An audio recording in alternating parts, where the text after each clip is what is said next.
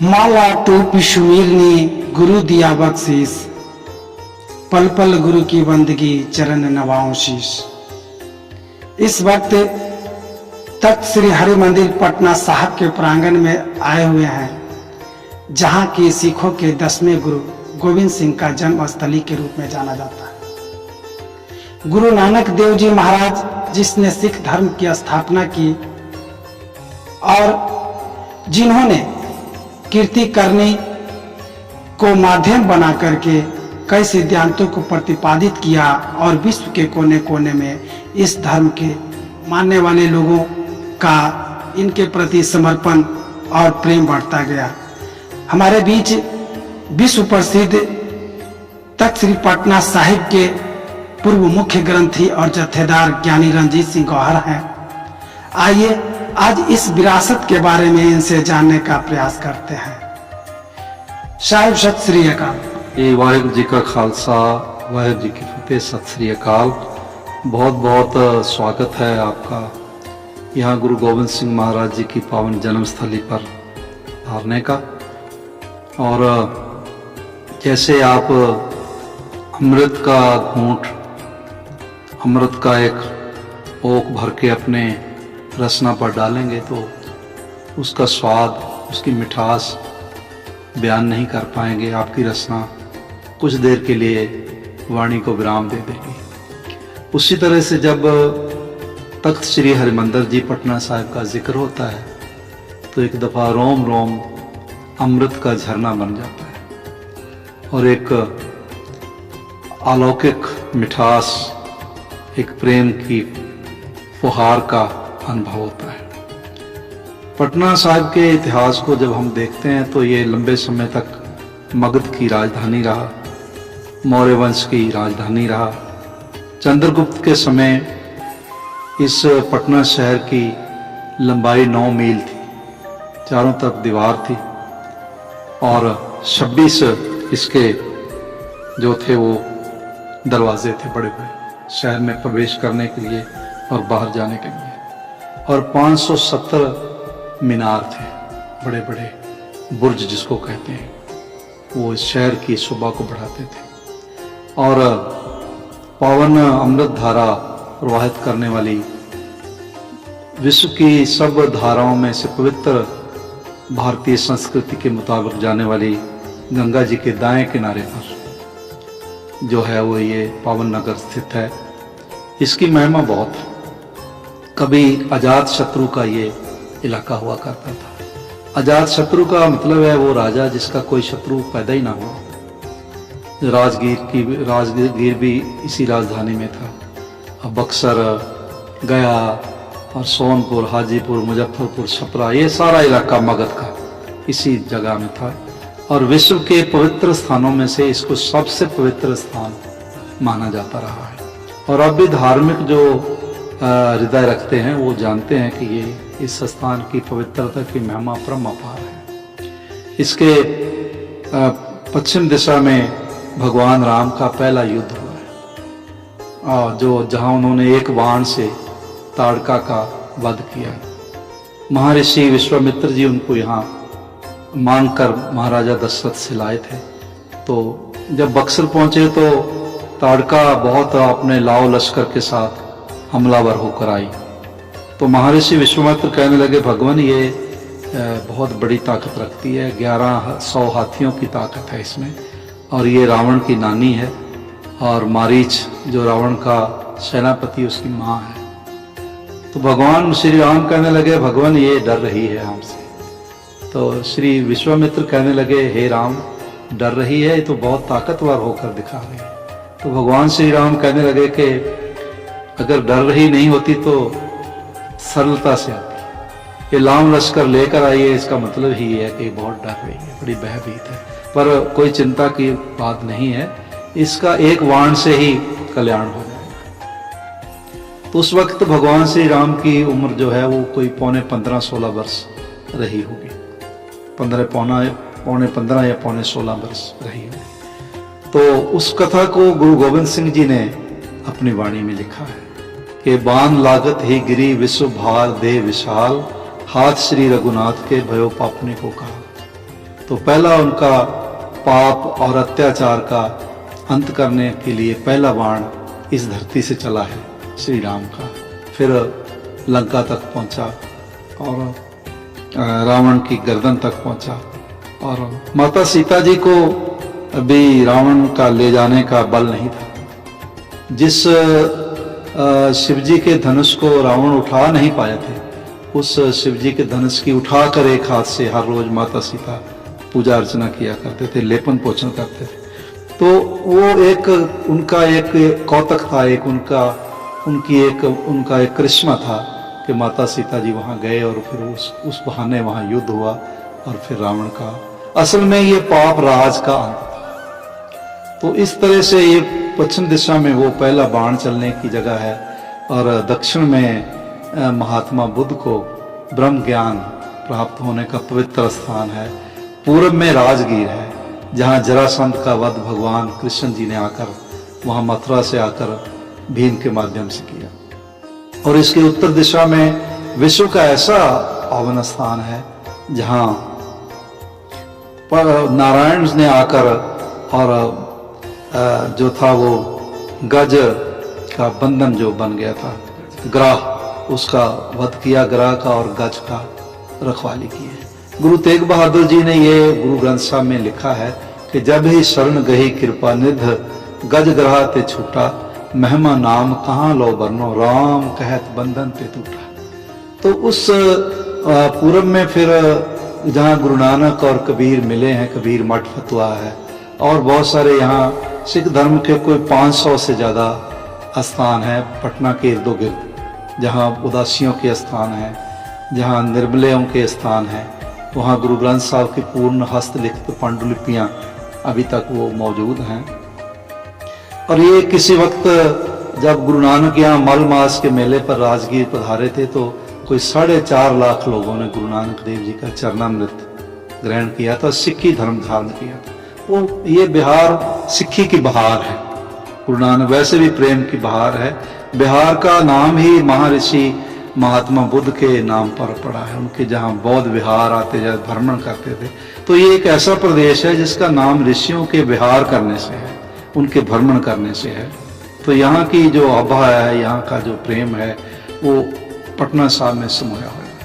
बेशक मौर्य वंश का राज रहा, मगध की राजधानी रहा, और इस तरह से चंद्रगुप्त का समय रहा, अजात शत्रु का समय रहा, बड़े बड़े राजा यहाँ हुए। यहाँ पर ही सम्राट अशोक ने, यह महेंद्रू घाट है जहाँ पर ये पटना का सिविल कोर्ट है, डिस्ट्रिक्ट कोर्ट है, ये इलाका सारा महेंद्रू घाट है।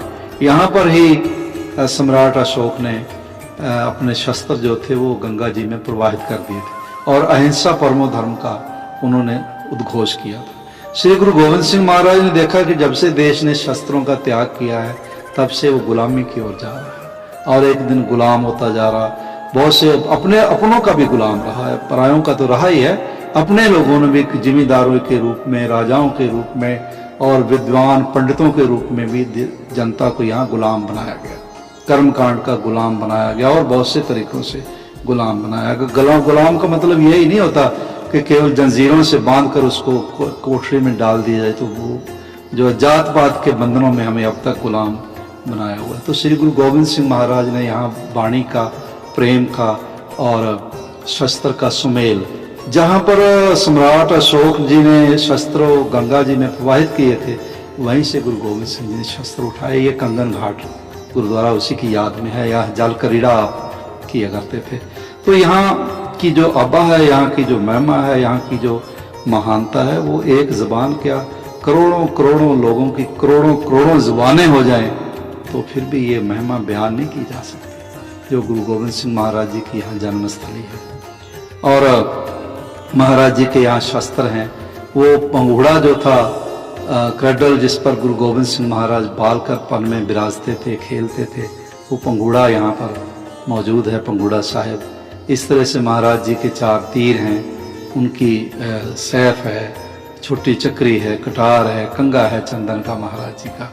और इस तरह से गुरु गोविंद सिंह महाराज जी के हाथी दांत की खड़ाऊँ हैं, गुरु तेग बहादुर जी के चंदन की खड़ाऊँ हैं।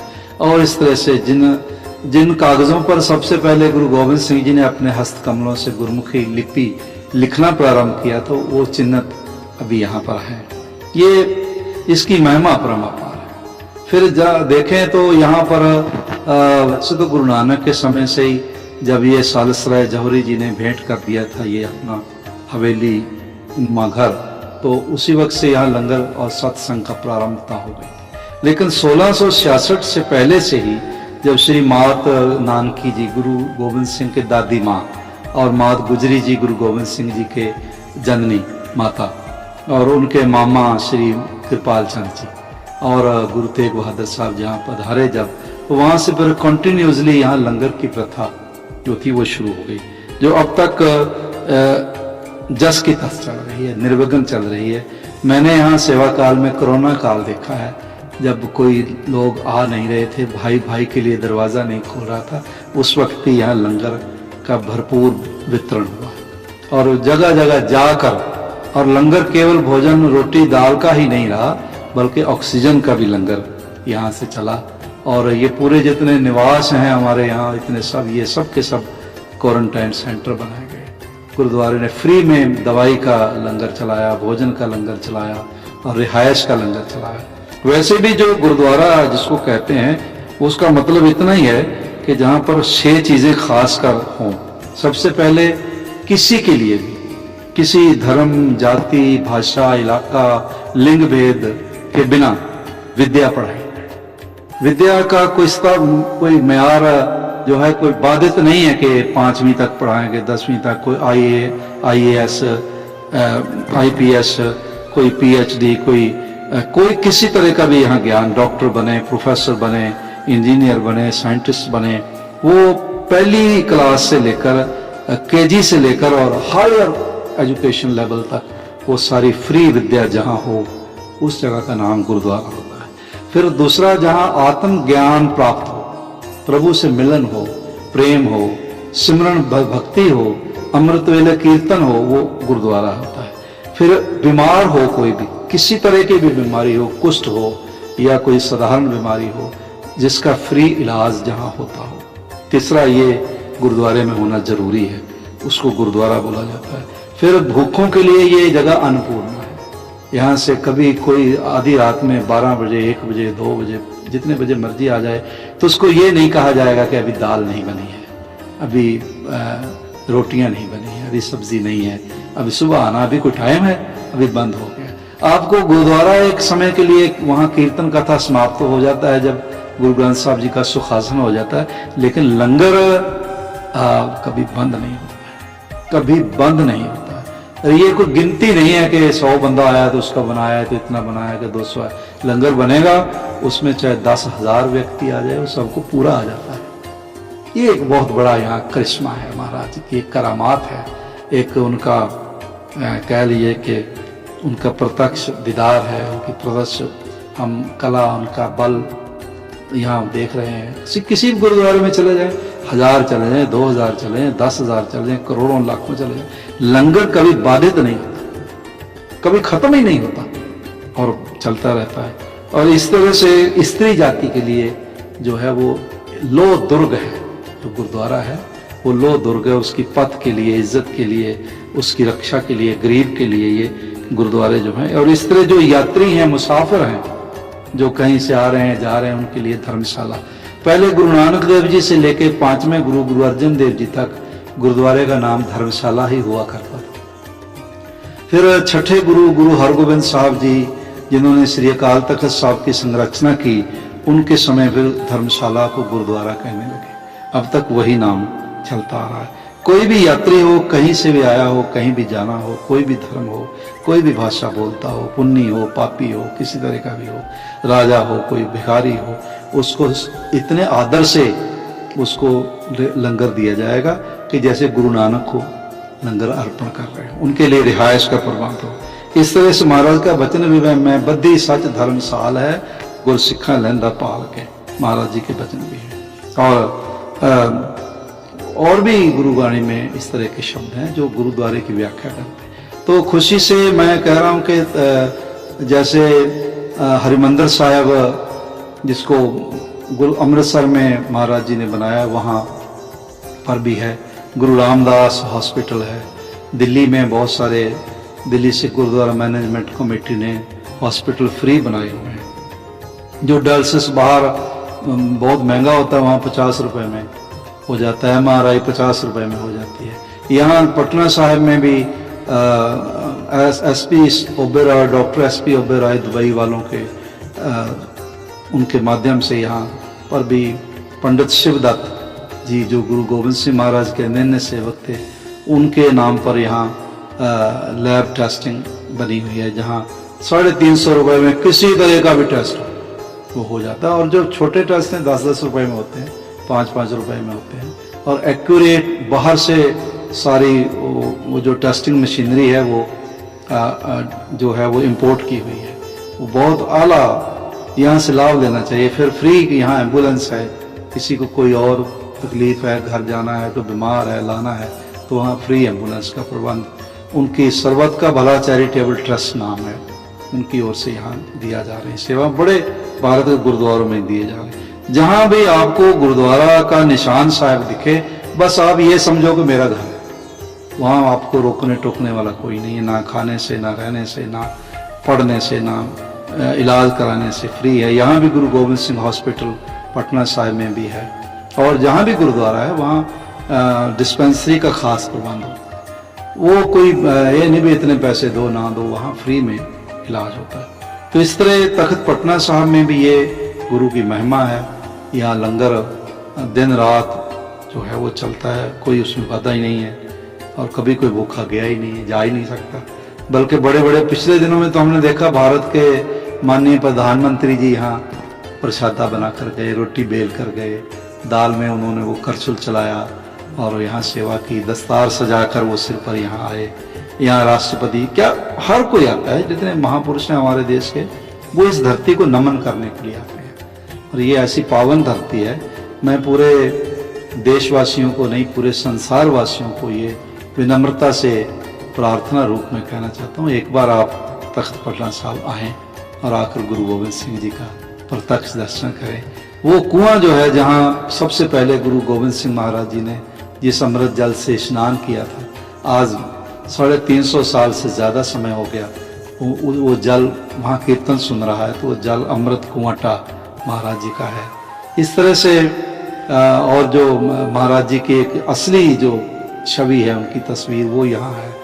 एक गुरु तेग बहादुर जी का असली चित्र ढाका में सुना जाता है, और ये गुरु गोविंद सिंह जी का यहाँ भी जैदी नाम का एक उस वक्त का चित्रकार था, जिसने अपने हाथ से ये चित्र ड्रा किए हुए। एक हजूर साहिब में नांदेड़ में है और यहाँ पर है, इसको बकायदा सिंहासन पर विराजमान किया जाता है।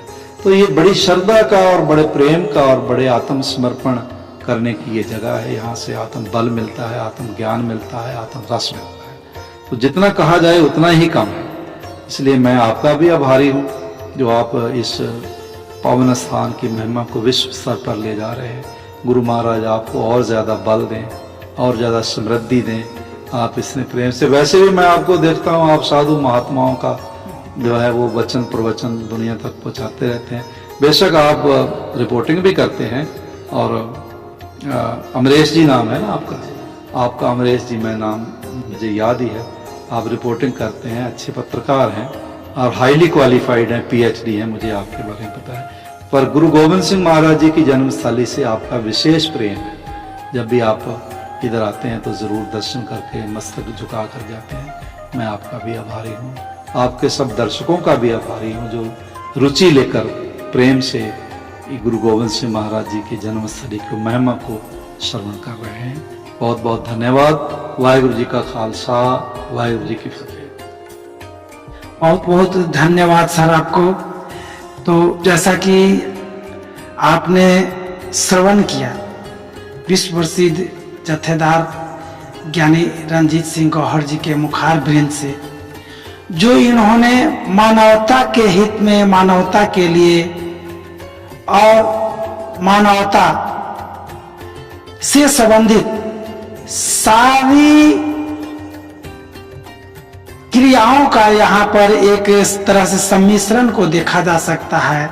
और जिस तरह से इन्होंने अपने पंथ के अंतर्गत मानव सेवा के रूप में हर तरह के बातों को बतलाने का काम किया है, यह वाकई में जो लोग हमारे इस चैनल को देख रहे हैं उन्हें एक बहुत ही सरलतम रूप में जानकारी प्राप्त हुआ होगा कि गुरुद्वारा का मतलब क्या होता है।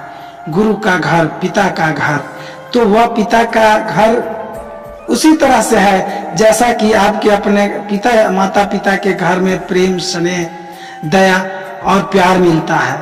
तो इसी तरह से गुरुद्वारा में भी हर तरह से जो व्यक्ति जिस तरह से हैं उस तरह से उन्हें प्यार मिलता है। कल्याण की बातें होती हैं, लंगर की बातें होती हैं, लंगर भी छका जाता है। अगर कोई अस्वस्थ व्यक्ति हैं तो उनको स्वास्थ्य भी प्रदान की जाती है, कोई अशिक्षित है तो उनको शिक्षा भी प्रदान किया जाता है। तो फिर इसी तरह से मिलते हैं एक अगले नए सकारात्मक खबरों के साथ। जय हिंद।